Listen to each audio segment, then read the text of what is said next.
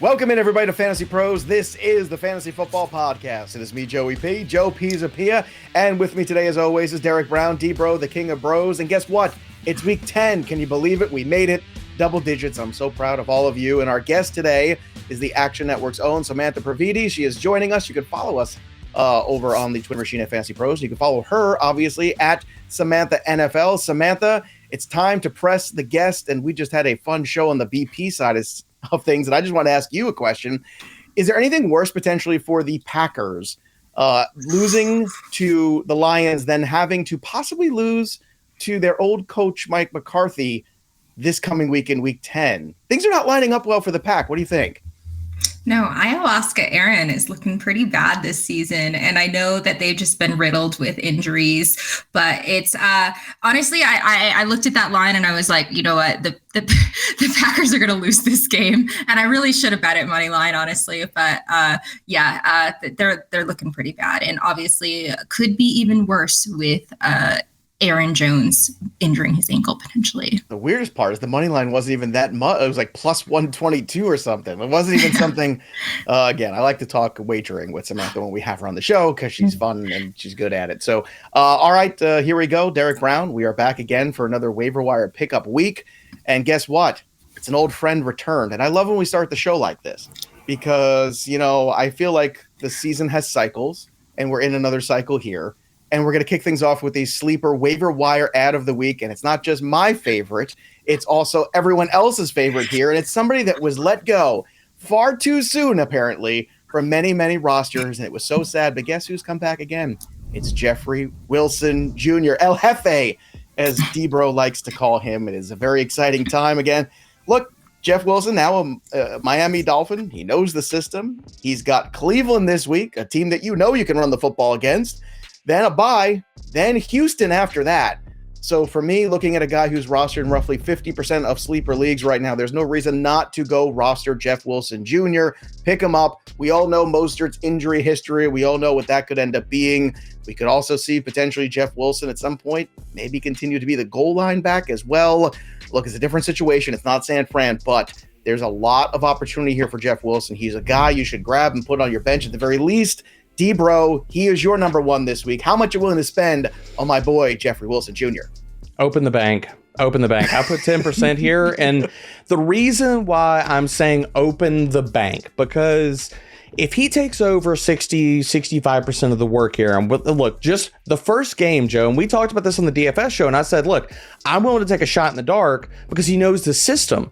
It took him 1 week, baby, to outsnap Raheem Mostert 28-26. He ran more routes. He turned his 12 touches into 72 total yards and a touchdown, and that touchdown actually came through the air, so that's weird. I'm not sure if we're going to see another one of those, but the reason I'm saying to break open the piggy bank, use whatever fab you got left, is because I don't think that people really understand, Joe, that we talked about this league-winning schedule that stood in front of Raheem Mostert. That's still on access to El Jefe. So you talked about the Cleveland Browns. After that, he gets the Houston Texans, the San Francisco 49ers. Okay, yikes. The Chargers, the Bills, the Packers, the Patriots, and the Jets to close the season. Oh, my Lord. That is rushing production for days. So, yes, open the bank. All right, so we're spending a lot there. Samantha, I know some people will look at it and say, well, you know, Mostert's there. He's got a bye coming up in 2 weeks, and maybe they're a little gun-shy to go ahead and bid accordingly on Jeff Wilson. Do you think that's an error? Do you think that's a mistake if people don't do that? I don't know if it's a mistake. I'm maybe not as high, but he is the best of maybe pedestrian crew here that we have to work with. That's a very kind way of putting it. Thank you for being so kind to the other running backs. For the waiver wire running backs. But yeah, cue the Undertaker gif where he just like comes out of nowhere and outsnaps Raheem Mostert. More involved. I mean, actually had all the involvement in the passing game. Mostert wasn't involved at all. He was the RB12 weeks 2 through 5 after Eli Mitchell was hurt. So we know he can be productive, but there are I mean, as long as Mostert's on the field, I feel like this is going to be like a 1A, 1B situation. And I don't know how many games they're going to be in that they're going to score, 67 combined points. So I do like him next week, though, to your point, against the Browns defense, which ranks bottom 5 in fantasy points allowed to running backs. And I'm pretty sure probably like bottom 2 in rush DVOA. Yeah, let me tell you something. The most surprising thing was the pass catching, because I think that's the one part. Even DBro and I talked about on the Sunday live stream on the YouTube where, even if Wilson gets some touchdowns, most are probably still work at the pass game. That seems to be the trend they want to use in there, half a dozen targets, blah, blah, blah. No. Apparently that is not the case. That's not the way things are going. So very interesting times for the Miami backfield. Miami really making that push in what has become an incredibly competitive AFC East. Who'd have thought that would be what we'd be talking about? Not the AFC West. No. That's not what we're talking about in week 10. We're talking about the AFC East. So what a difference 10 weeks can make. All right, let's go to number 2 on your list. Although it might be pedestrian, there's still some guys that have some value. So at the running back position here, give me somebody that you think, Samantha, is your number 2 waiver wire at the running back position this week.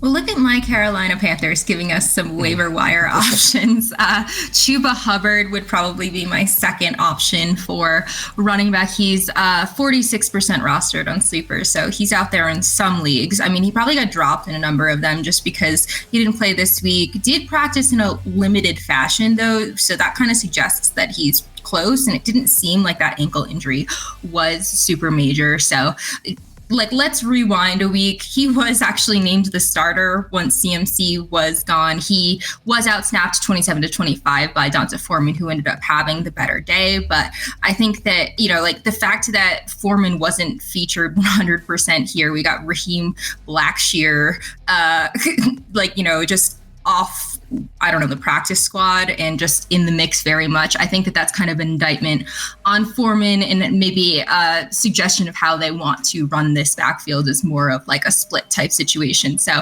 I don't think that I'm not telling people to go out getting Blackshear, but because I think that once Hubbard is healthy, he should be at least the number 2 in this backfield. And the Panthers face Atlanta next week, so that'll be a fun matchup. Yeah, possibly with a different quarterback too. Sam Darnold looks like he is going to be active, or at least available. Baker Mayfield getting back into that game. Who knows what's going on? Yeah, I never know if any of these options are upgrades. Like, it's really I think that's the trick, is you don't know if it's getting better or getting worse or staying the same until you get out there in the field. Who'd have thought that PJ Walker would be the guy that unlocked DJ Moore for a couple weeks? Yes, I mean, for a couple I did weeks. not have that. That's all we got. That was not on the bingo card. I did not have that. All right, Houston now, DBro, Roughneck star PJ Walker. That wasn't on your bingo card? No, it wasn't. It was not. All right, DBro, you've also got Chuba as your number 2. He is 46% rostered on the Sleeper app. So in terms of spend, in terms of what you think you can bring, let's bring that all together here when we're talking about Chuba, because it does feel like there's opportunity for more touches. And of course, it's the NFL. So one injury changes the perspective and the calculus quite a bit. Yeah, I mean, to me, I'm not breaking the bank for Chuba. It's like 3 to 5%. I think that he could be the 1A because he was the 1A before he went out with the injury in this backfield. And the thing that I want to bring up about D'Onta Foreman is this last week when we saw the Panthers just get rolled by the Bengals, well, really just rolled by Joe Mixon. When that happened, Foreman, I mean, look, he's a game script back. He got game scripted out. All these other backs got involved. And really what this says under the covers that Chuba could be the guy that's game script proof. He's the one that we really need to garner from this backfield because, first of all, he was the starter. He was named the starter before he went out with the injury. He before he went out that week, the first 3 quarters of the game, he had outsnapped Foreman 22-14. And he was productive on the field, 11 touches, 73 total yards, and a score. So, I like Hubbard a decent amount, but the reason it's twofold, because people could say, well, you're sitting here telling us to go spend so much on Jeff Wilson. What's the big difference between Jeff Wilson and in a committee backfield in Miami versus Carolina? There's a lot of difference there. One, it's an amazingly better offense that can actually put up consistent how points. About 30 points a game? How about that? Yes. Can that the difference? Can we put that one out there? Scoring opportunities. Sorry, Samantha. Sorry. It's all about touchdowns, man, and that's really where I want to go. So Hubbard, while I like him and I think he's a good ad this week, it's only about 3 to 5% for me. Okay, is that about the same spend for you, Samantha, or you want to be a little bit more aggressive on Chuba because he was theoretically named the starter ahead of time and he did look good in the role before the injury? Yeah, maybe slightly more aggressive because I think that maybe he could have a slightly better role, to your point, as the 1A, but also to your point, I understand if you don't want to spend on a guy on the Panthers offense because yes, Jeff Wilson's going to be in a lot more positive game scripts than Chuba Hubbard, but my only thing is that at least Hubbard is I think more involved in the passing game, which I think they're going to be trailing a lot, so he might just get those touches regardless and hopefully fall into the end zone once in a while. All right, DBro, let's go for your number 3 RB ad of the week. Who is it? So this one is one that I'm going to tell you just 1%. It's not going to take much because if he's still out there, people have not gravitated to him yet. But I want to be ahead of the curve on Kenneth Gainwell. He's rostered on 21% of sleeper leagues. And this comes down to Philadelphia, again, we're buying into really good offenses. And the role that we saw Kenneth Gainwell operate in last week was the passing down back or the 2-minute offense. Like Gainwell, yes, he only got 7 touches, 38 total yards and a score, but we saw him two snaps versus 4 for Miles Sanders in short yardage situations. He had 85% of the third down work and all of the 2-minute work. So for a guy that we're talking about is in a high-powered offense, the Eagles are going to put up points. If Sanders is even more regulated because they want to keep him fresh down the stretch, and Gainwell can eat into the early down work and own all the passing down work, he's going to be valuable in this offense, which we're talking about is top 5 in red zone rushing rate, and they're putting up points by the bunches every week. Yeah, he should be rostered in those 14-team leagues too already, just to cover yourself a little bit. He's got some value outside of that. It's a good offense. All right, let's go back to you, Samantha. Give me another RB. Gainwell is 21% rostered, by the way. Give me another RB that is under that 50 mark. You've got one that's by a wide margin under that. Who do you like to add here potentially to maybe being proactive instead of reactive also? Sure. This is definitely a proactive ad. It's Jaylen Warren. He is 10% rostered on Sleeper. It's more of a indictment of Najee Harris right now and maybe the situation there because he actually outperformed Harris before the bye despite being outsnapped 54-22. So I think that those snap counts could actually end up shifting more towards Jaylen Warren, especially with Harris's sort of injuries that he's dealt with throughout the season. And Warren has been more effective. I mean, he's 5.3 yards per carry versus Harris's 3.3. So that's a pretty significant difference. And that's a big drop for Harris. He was about 4 yards per carry last year, and he's on track for just 767 rushing yards this year, which is, again, a huge drop from 1,200 rushing yards last year. I feel really good about all the unders that I took, the season-long unders that I took on Najee Harris right now. But yeah, like just Warren, I think like at the very minimum, he's a good handcuff to roster, but he could also end up just kind of having some standalone value if they want to kind of shake things up. Yeah, and roster in just 10% of leagues. Guys like Gainwell, guys like Warren, if you can add them right now, if you've got roster room to spare, we do have that Buy-Mageddon Part 2 coming up in a couple weeks, everybody. If you enjoyed this one, the sequel's coming in Week 14, so just hang on tight. It's going to come back around for you. DBro, anybody else you want to throw any fab on at all at RB, just kind of before we switch gears here to the wide receiver position? Buy-Mageddon Part 2 is kind of like Sharknado 2. You didn't really want to watch the first one, but you had to watch the first one, so you were going to go watch the second one. It's not pretty, but it's going to happen. The only other guy that makes my list is Isaiah Pacheco. He's rostered in 42% of sleeper leagues, and I know we've been bringing him up, but name the starter. If you're looking at the snap counts and the routes and all that kind of stuff for Kansas City, they were down this entire game versus the Titans. So all of that gets kind of thrown under the bus as far as what usually happens for Kansas City, and that's leading in games. If you look at Pacheco versus the other early down complement, which is Clyde Edwards-Helaire, he ran more routes, played more snaps than CEH, and the upcoming games, like these should be games that the Chiefs are in positive game scripts, so i.e. more work for Pacheco. They get the Jaguars, Chargers, Rams, Bengals, Broncos, just to name a few down the stretch. So for a Chiefs team that has the quiet starter who hasn't busted out with a big game yet, more positive game scripts are coming for Pacheco. I think he's a guy that needs to be rostered in much more leagues than this. I know, Samantha, we talked before the show, we had a little Isaiah Pacheco conversation, and some of us all tinker with our lineups too much, and sometimes we throw guys in there and we regret. So I know Pacheco is a hot button for you. So I'm not going to spend too much time. But Derek Brown is correct. Was not the best matchup on paper. Is there still upside for Pacheco in your mind as the season goes on? Because really nobody else has kind of stepped into that void, and it is a good offense. I do agree that he is more of like the type of guy when they put things into cruise control and are just like going to run out the clock because they're up by a bunch. And honestly, I thought that could have been possible last night. I mean, Vegas thought that too. I was only the range of outcomes. Yeah. Yeah. I live bet that one after the Chiefs went down. So that didn't feel that good, but yes, I did start Pacheco in thinking that the game script would have been more positive, and unfortunately that was bad. Yeah, so I think that certainly there are better days ahead for him. And with CEH's production coming predominantly from touchdowns, it feels, just less reliable. And it feels like they could definitely mix in different guys. All right, before we move on to the wide receiver spot, I want to remind everybody there is a running back now. You can't pick him up off the waiver wire, but you can have a piece of Austin Eckler. An assigned autographed jersey can be yours if you go to fantasypros.com/contest. Remember, we're dropping reviews of the show, dropping reviews of the pod, so go out there to Apple Podcasts, wherever you get your pods, go drop a 5-star review, talk about the show, how much has changed your life and your fantasy season for the better, or at least giving you some laughs and giving you some entertainment at the very, very minimum, but a lot of good fantasy advice as well. And of course, when you do that, you just screenshot that, go to fantasypros.com/contest to enter. And don't forget, if you want extra entries in, go follow us on the TikTok, on the Instagram, on the Twitter machine. All of those are entries as well at fantasypros.com/contest for that Austin Eckler jersey from our good pals at pristineauction.com. Let's find some friends in the wide receiver market here. And I am not surprised at your number one, DBro, because this was a guy we talked about Sunday. I had in a few DFS lineups because I trust the process that you and I go through every Friday. So I showed you some love, and Terrace Marshall was that dude. So let's talk about him. 11% rostered. Your thoughts on Terrace Marshall this week?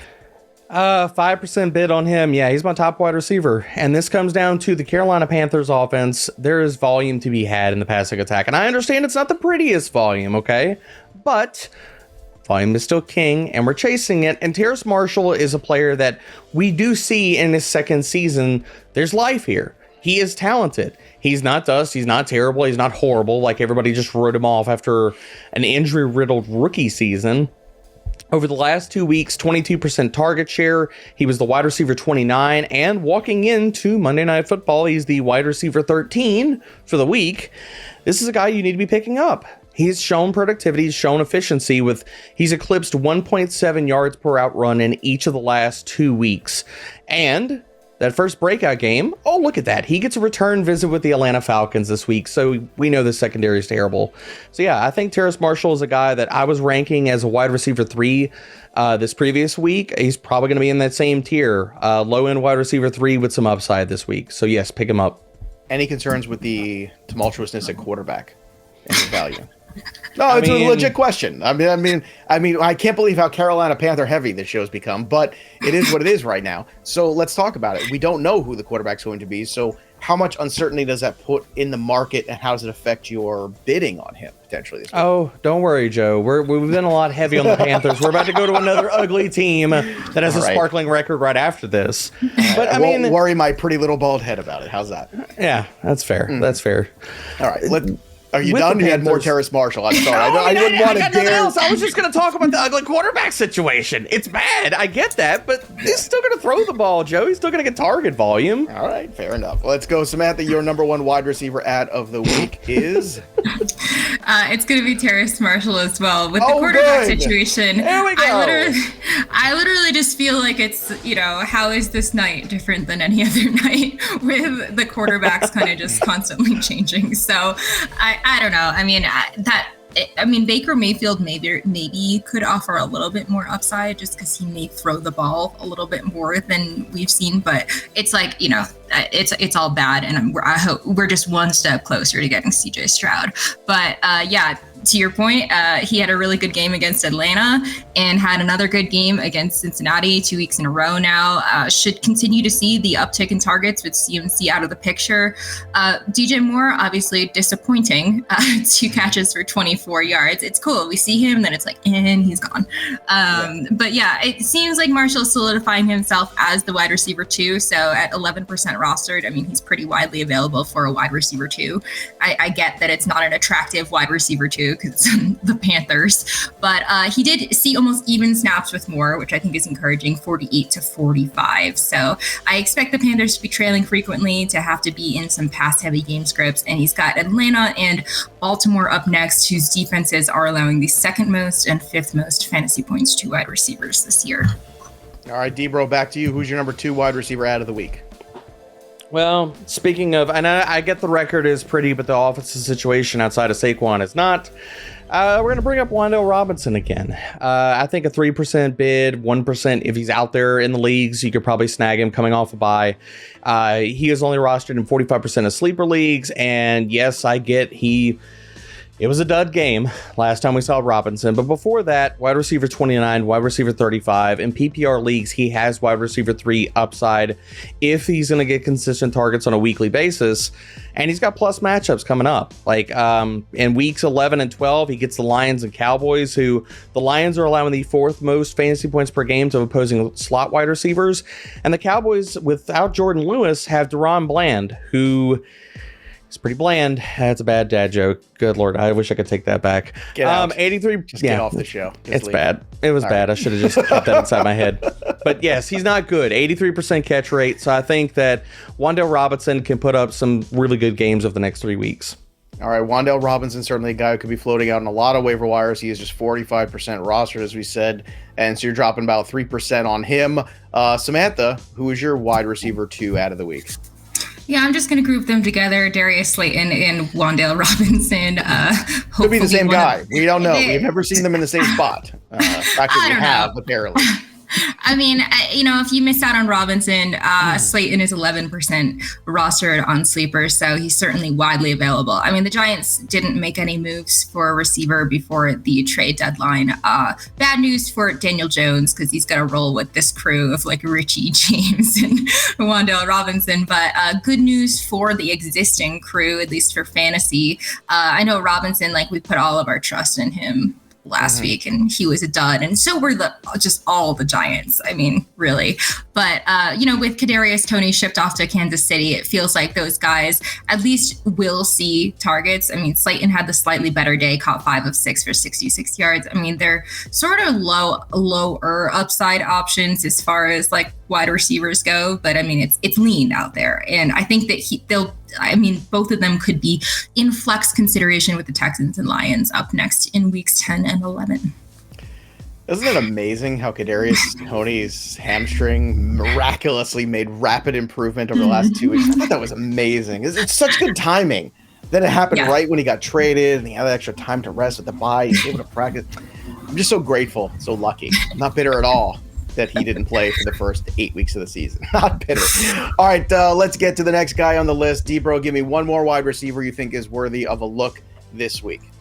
I'm going to stay in New York. I'm going to go with Darius Slayton. And I know we're talking about Wan'Dale Robinson and with Darius Slayton, but I want to put a little bit of respect on Darius Slayton's name. And some of this is because I am an OG truther. I hyped Darius Slayton back in the day. And while we need to give a lot of credit to Brian Daboll for so many different things with this Giants team, allowing a runway for Darius Slayton to earn playing time and get back on the field and show that he is a talented player is another thing we have to sit here and give praise to Brian Daboll for. And I say all of this because with Darius Slayton, since week 5, first of all, he's logged 3 top 36 wide receiver finishes, wide receiver 22, 19, and 36 over that 4-game stretch. In that same 4-game stretch, he's a top 20 wide receiver in PFF receiving grade and yards per route run. So while the situation might look gross, Darius Slayton has been playing really good football. So I think he needs to be picked up. Again, I'm in the same spend range as Wan'Dale Robinson. I think 1 to 3%. Again, if he's out there coming off the bye, then people are not valuing him highly. So go get him. Yeah, and Slayton early in his career had a lot of touchdowns too. He was kind of the guy that Daniel Jones always looked for in the end zone. So wasn't a big volume guy, but he was a big return guy in terms of fantasy productivity because he had those touchdown looks and those targets in the red zone. Let's go back to you, Samantha, for another wide receiver to add in week 10. Who is it? I'm going to say Mecole Hardman. And of course, I don't like to chase touchdowns, but this is his third game in a row that's been pretty good. Touchdown in each of those games, actually 3 touchdowns in week 7. But yeah, caught 6 of 9 for 79 yards. He is the wide receiver 8 since week 6 on a per game basis. I mean, I get it. Touchdown dependent type boom or bust guy, but he did post season highs in every receiving category. And if you're going to be touchdown dependent, might as well be on the Chiefs. So he's got the Jaguars and the Chargers up next, both below average pass defenses. So I think if you're desperate and you're in another like kind of buy NATO situation, he could be useful to pick up, but I'm not breaking the bank for any of these guys. I mean, Marshall I like, but Hardman, I mean, minimal bid, like 1 to 2%. All right, DBro, back to you here. Mecole Hardman available, by the way, in 47% of leagues on Sleeper still. Actually, he's rostered in 47%. Pardon me. He is available in more than half. Your next guy up and final wide receiver for week 10 that you look to add, DBro. Who is it? So I'm going to give a caveat with this guy. And this is a player that it's a 1%, 0%. Like you just get him after waivers because I think that's where you can get him at. In the sense that he is a guy that you could pick up, plug and play as a wide receiver 3 for this week. Considering if you got buys, you got injuries you're dealing with, all these different things. And then after that, you can kick him right back to the waiver wire. And that's Donovan Peoples-Jones. He's only rostered in 35% of sleeper leagues. And the reason I'm telling you to pick him up this week is again, we're talking about shootout potential. We're talking about secondaries that we've been targeting all year. He gets the Dolphins this week. And so since week 6, the Dolphins outside corners have been in zone 56 to 57% of their coverage snaps. It's a good thing for DPJ.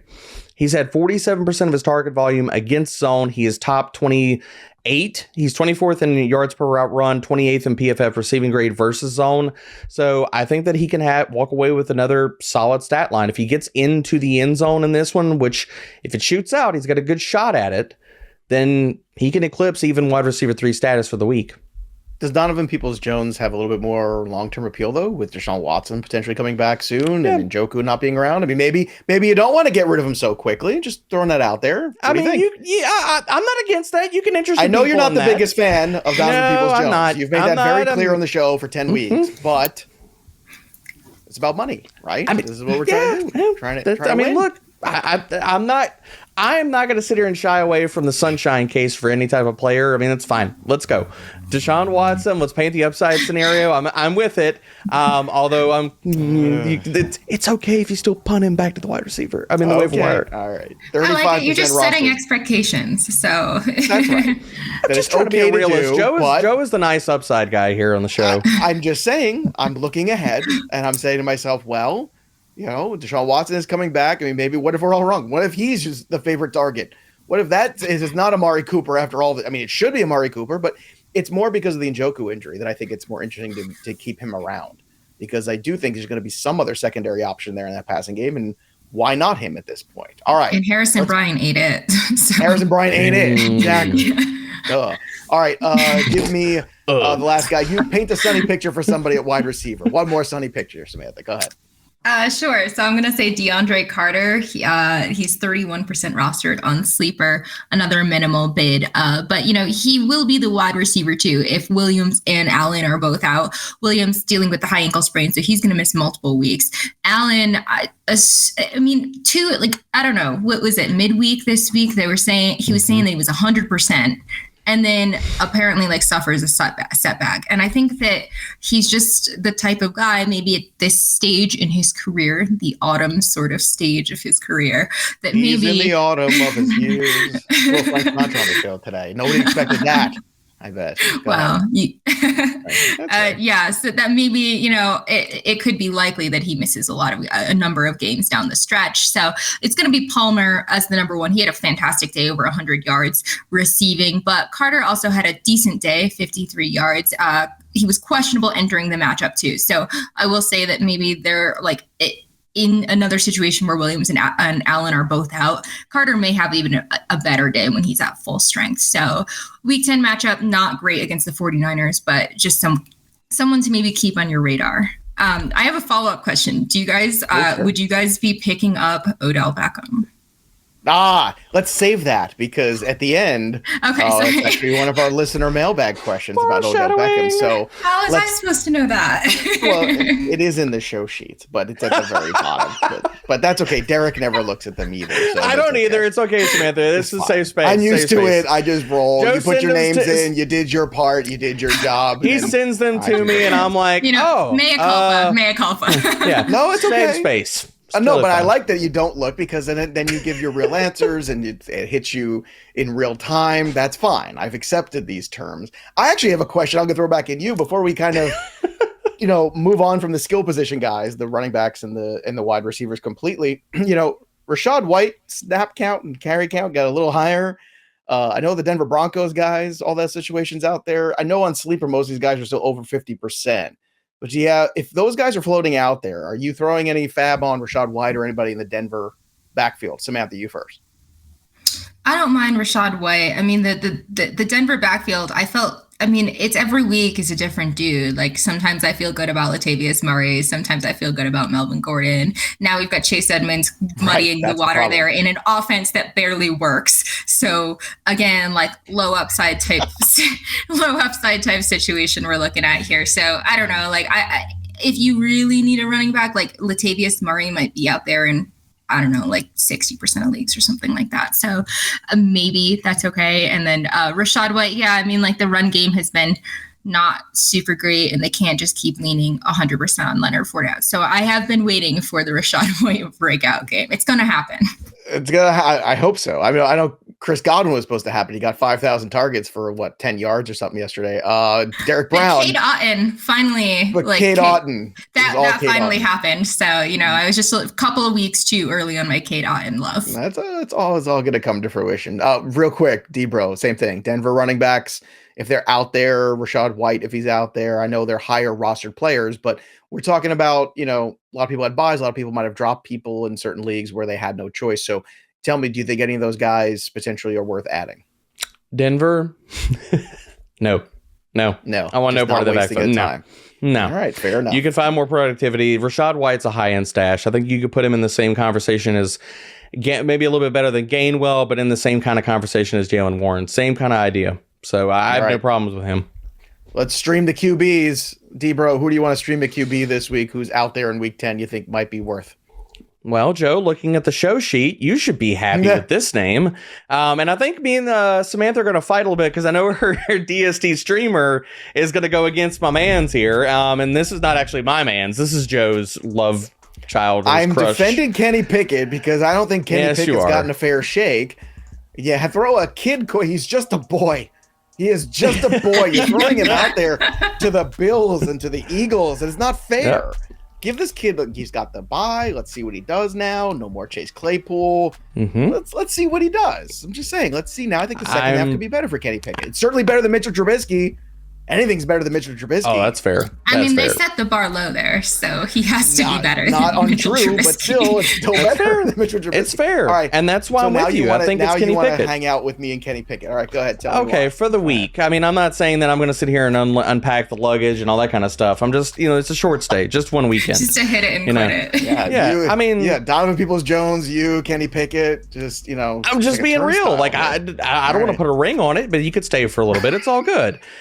So Kenny Pickett, I do like the matchup this week versus the Saints. Since week 6, the Saints have been a middle of the road pass defense, 17th in passing yards, 18th in EPA per dropback allowed. And the thing that I think is helping or should help Kenny Pickett a lot here is that no matter what the Saints have done all season long, they cannot get pressure on the quarterback. And you talked about it, poor Kenny Pickett. He got thrown to the Wolves multiple different weeks versus really good secondaries and teams that can pressure.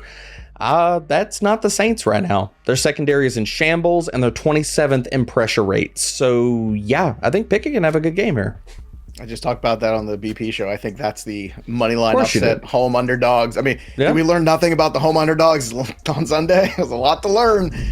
Samantha, do you have a streaming quarterback potentially you would like to roster this week in week 10?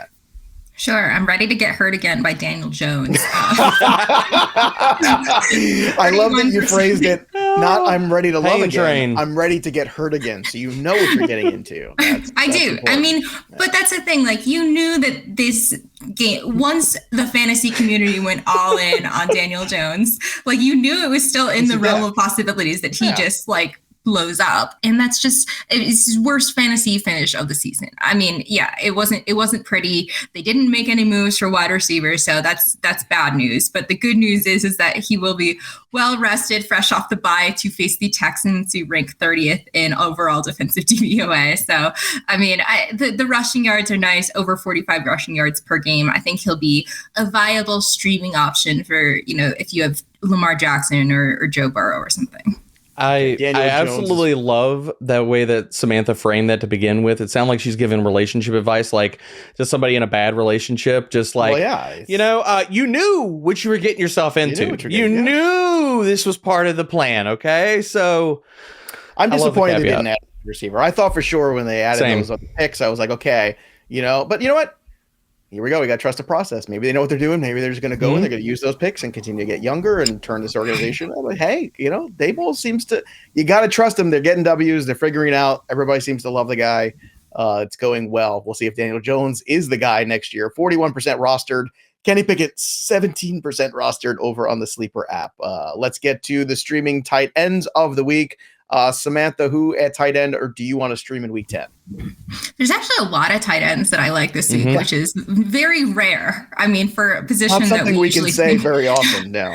Yeah, for a position we usually think is a hellscape, but Greg Dulcich, 38% rostered on Sleeper.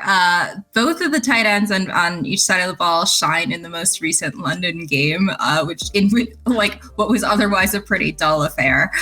He caught 4 of 5 for 87 yards, tight end 8 for the week.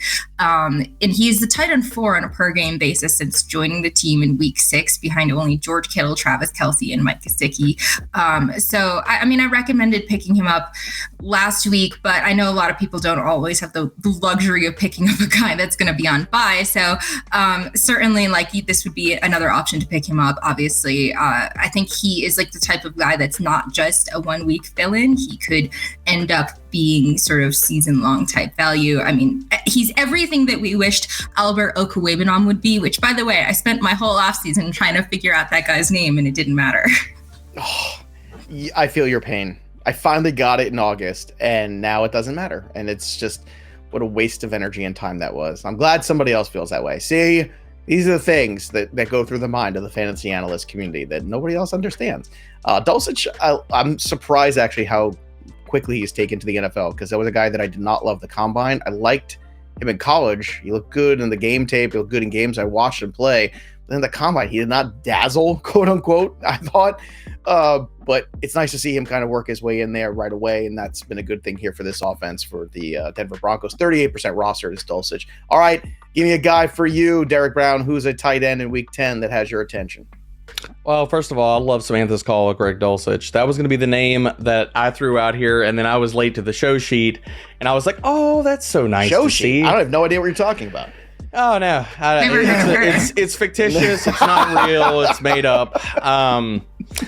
But the guy that I want to bring up here, and we're seeing this offense come back to life, because apparently, I was trying to tell people Justin Fields is actually good at football. Cole Kmet, and I'm not a prisoner of the moment with Cole Kmet. I get he's coming off the double touchdown performance. He was great at Notre Dame. Not good. He was game wrecker great at Notre Dame.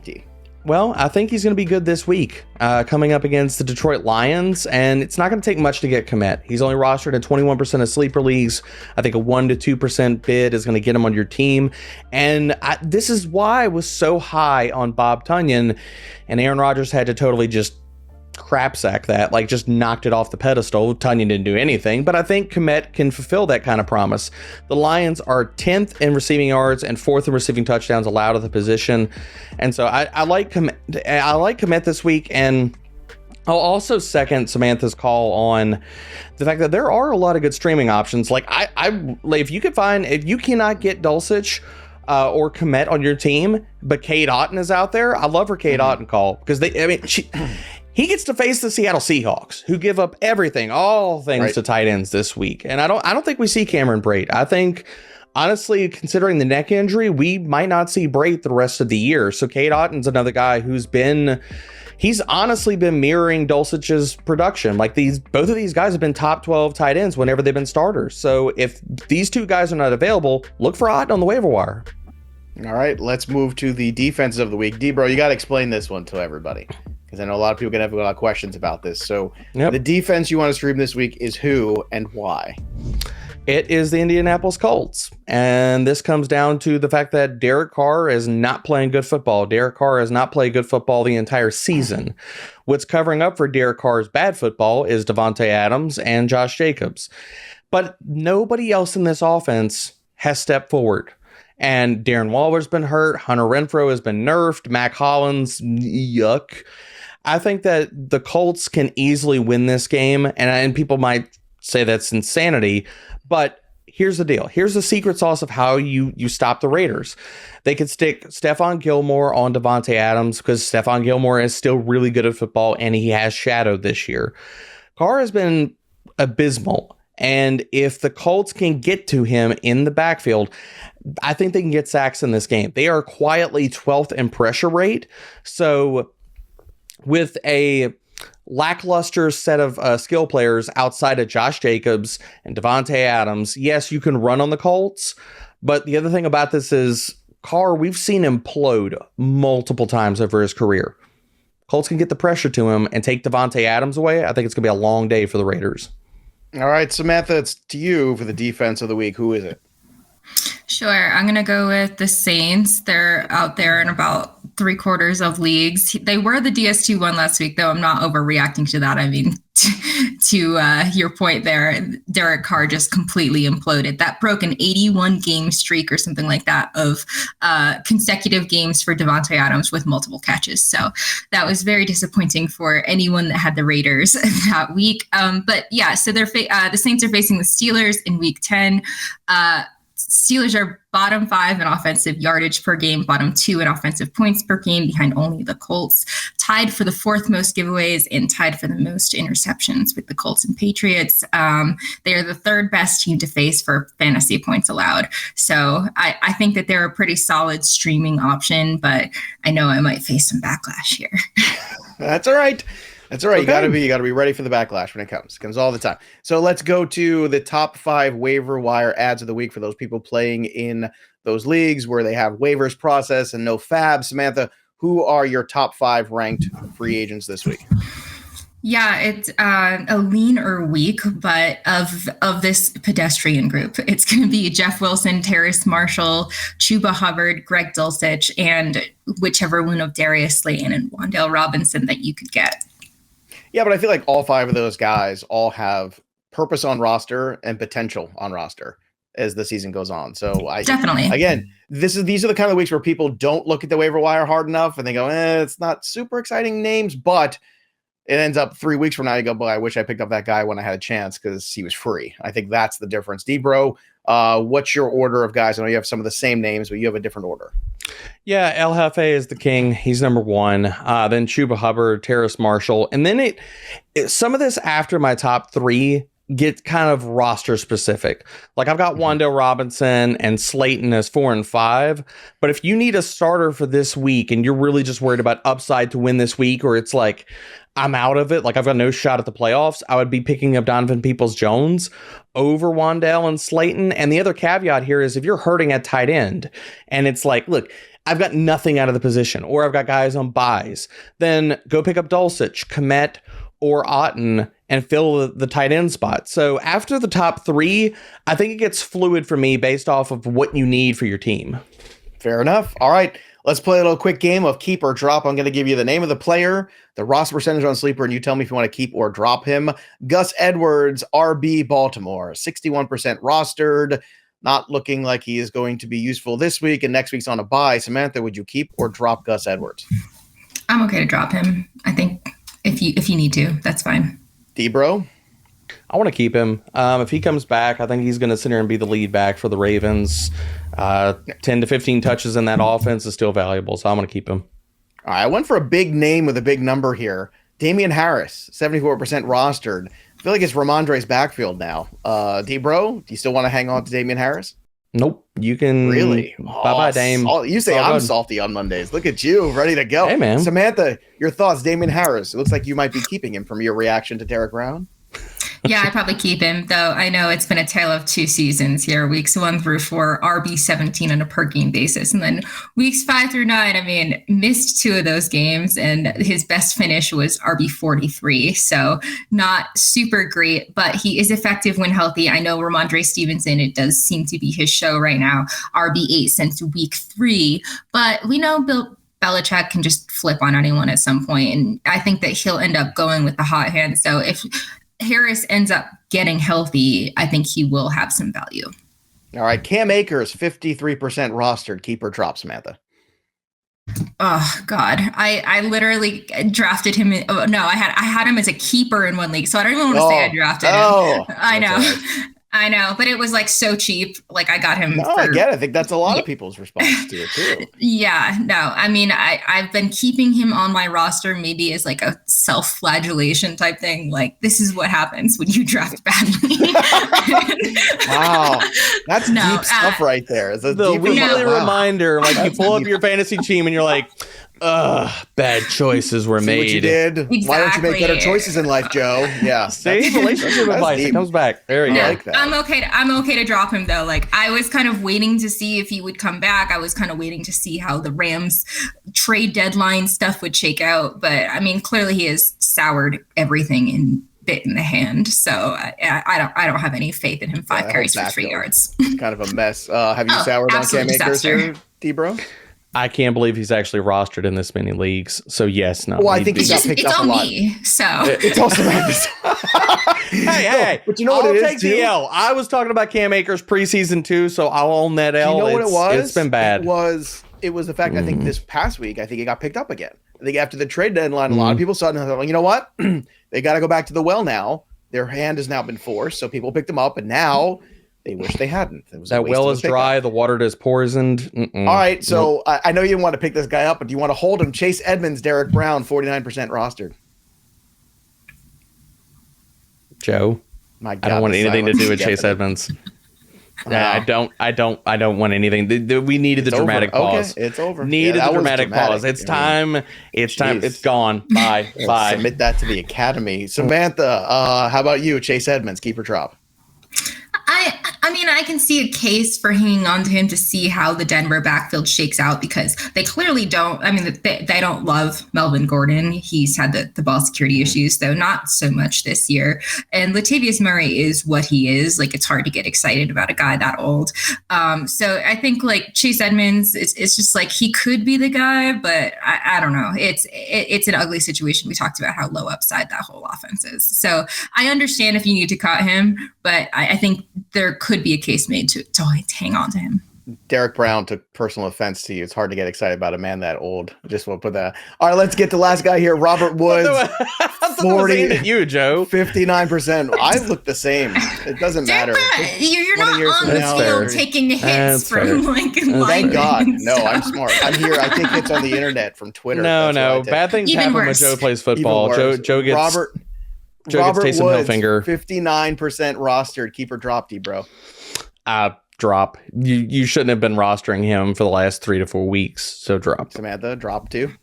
Yep, drop. I mean, last 3 weeks, it's just been absolutely miserable, and we got Malik Willis under center for God knows how long.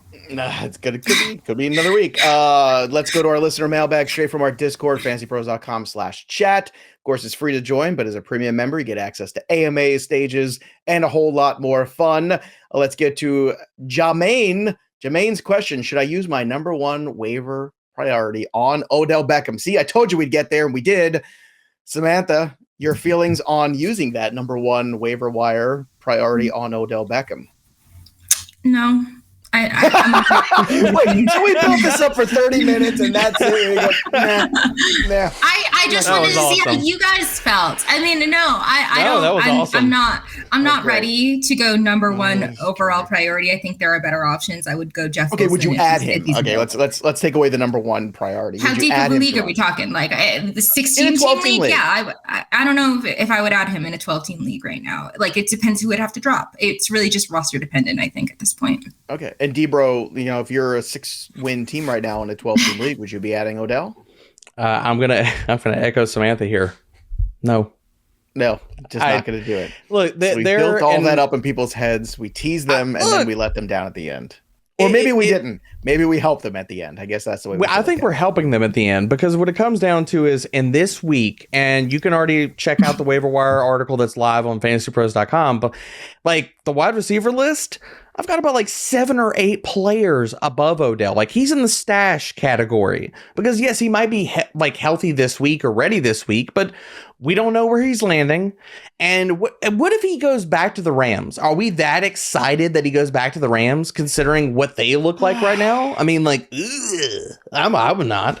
I don't think he goes back to the Rams. I think he goes somewhere. That's one of the 3 teams that he's been rumored to. It's been the 49ers, the Bills, and the Rams. That's an easy rumor. That's true. He's been there, done that. It's time to go somewhere else.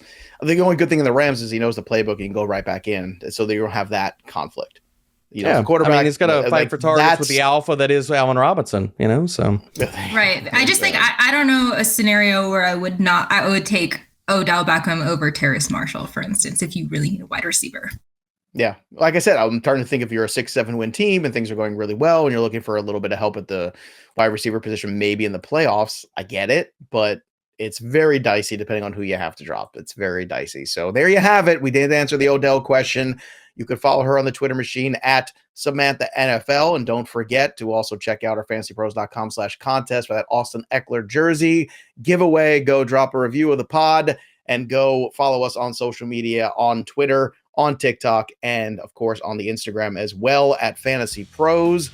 Thank you so much, Samantha, for giving us your time, especially early on a Monday. We appreciate having you on the show. We appreciate all of you listening. And if you got other people you want to drop comments in the YouTube channel too, don't forget to do that. Help people out with some other names. What do you think about adding Odell Beckham? We'd love to hear from you.